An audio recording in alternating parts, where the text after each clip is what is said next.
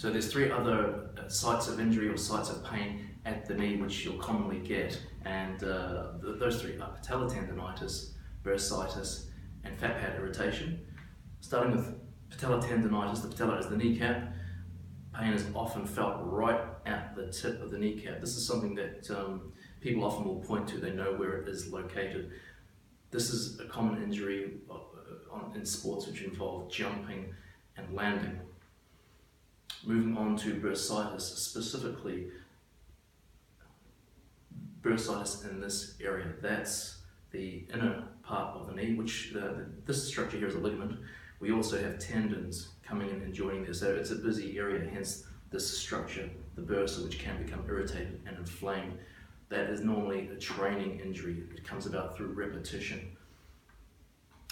The pain there can be easy to localize, but equally it can be quite diffuse, and it can be noticeable. It will be noticeable usually with activity, but also at rest, and you can have experiences of night pain with that.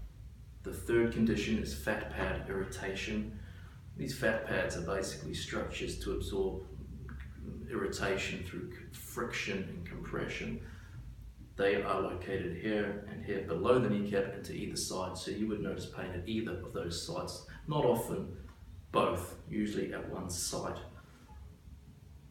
And that, again, is a training injury. Usually comes on from repetition, whether it's running or whether it's heavy loading through jumping or kneeling, sustained kneeling. So the best way in which you can manage these yourself is through rest, ice, and elevate. So intermittent periods throughout the day, if you can rest with the leg elevated and ice up high for about 10 minutes, or particularly if you've been out and been busy, been on your feet for a long period of time, once you get home, elevate and ice it, and that's the best way of managing it yourself.